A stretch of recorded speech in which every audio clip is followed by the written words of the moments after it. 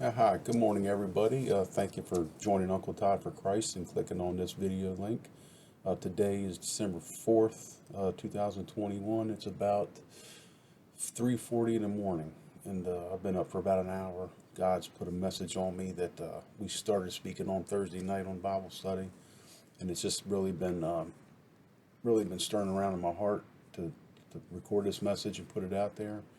So that's why you're catching me, with you're saying, is that him without a hat? Man, there's no hair up there. No, that hair's been gone for a while. I'm built for speed. I figure when I'm running for the Lord, I don't want any resistance. So, yeah, no hat today. Just me and the natural. So, regardless, thank you for joining in. Message I have this morning is, I think I'm going to title it "That You Are Love." And it says throughout the Bible, there's a lot about love in the Bible, and what God did for us, sending Jesus for us, that was strictly love, nothing more than love.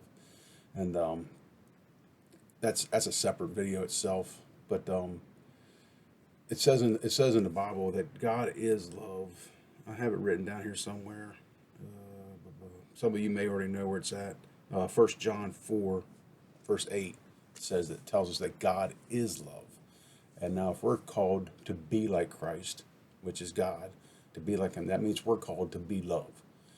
And something that He put on me the other night was in 1 Corinthians chapter 13. A lot of us know that now, that's called the love chapter. 1 Corinthians chapter 13. You hear that at a lot of weddings. A lot of weddings use 1 Corinthians 13. It's a beautiful, powerful chapter, that whole book actually. But something God put on me was 1 Corinthians 13 verses 4 through 7. 1 Corinthians 13, verses 4 through 7. When you get time, write that down. 1 Corinthians 13, 4 through 7 in the NLV, the New Life Version. Read those few verses. Read them a couple of times, and the word love is in there multiple times. Then read it again and replace the word love with the word God. Read that a couple of times. After you've done that and it's starting to set in and soak into your heart, read it again and replace the word love and God with your name. Got your attention now. Yeah, it's powerful. If you read that and replace the word love with your first name and read it over and over, not only is it powerful, it's truth. Because if God is love and we're called to be like Christ, to be just like Him, then we're called to be love. So we can definitely take that word love and put our name in there. And that's I just think that's beautiful. And I just want to finish with this verse. This is out of Ephesians chapter 5. This is verse 1 through 2, and this is in the Message. And folks, I choose different versions, different translations, whatever speaks to me, whatever God tells me, and take them and compare them. Go back to the King James Version and match them up. Make sure that it lines up with the Word. Because some of these translations, they've gotten twisted a little bit. They've gotten some stuff added to them and some stuff taken away from them, and that's just being honest and truthful. It's still beautiful, but it needs to line up with the original Word of God. We can't let it get too distorted. So just do that homework on yourself. Don't take my word for it. Just find a translation that you like, that you understand, but make sure it lines up with original truth. So again, this is Ephesians 5 out of the Message, verses 1 through 2. It tells us to watch what God does. Some translations, it tells us to imitate God. You tell somebody that you're imitating God, they're going to look at you crazy, like you're going to hell. Well, I'm sorry, His Word tells me to imitate Him. And it says, and then you do it. Like children who learn proper behavior from their parents, mostly what God does is love you. Keep company with Him. Now, how do we do that? How do we keep company with Him? We watch these videos. We get in the Bible, we read, we study every day. We go to church, we fellowship, we go to Bible studies. We don't, folks, going to church just once a week on Sundays isn't cutting it. That is not a relationship with God. You have to have a daily relationship with Him. If your life's not changing, something's not working, how much time are you spending with Him? Are you spending as much time with Him as you are on Facebook or on the TV? Or, on the golf course or hunting or fishing or whatever it is? Where's your priorities at? Your priority needs to be with Him first for anything in your life to work. That's just being bold and honest. So keep company with Him and learn a life of love. That's how you learn. That's how you learn to love, is to spend time with God.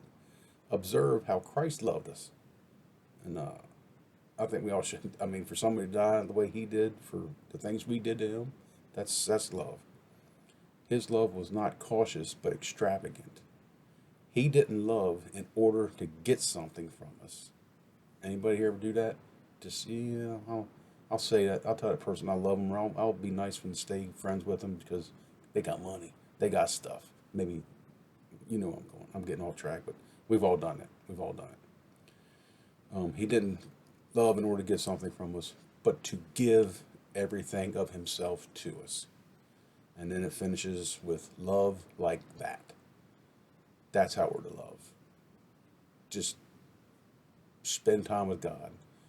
You're not going to know who you are until you know who God is. And the only way to do that is to stay in the Word daily. Daily. No excuses. Well, Todd, it says that God rested on the seventh day. He took a day off.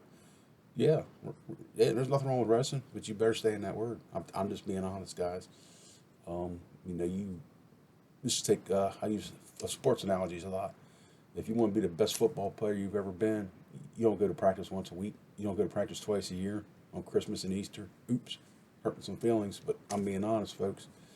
The more time you spend with God, anything, piano. If you can play a piano, guitar, or any musical instrument, how did you get to where you're at? By practicing once a month, 5 minutes a day for, come on, you know where I'm getting at, guys. So if you want change, if things just aren't the way you like them, spend more time with God. And then know Him to know who you are, know what true love is. Take those scriptures, replace that word love with your name. Read that Ephesians 5, 1 through 2 in the Message. Meditate on them, and you'll feel the change. You'll start to feel the love stir up in you. And go out and do something nice for somebody. Find a complete stranger, do something nice for them without expecting something in return.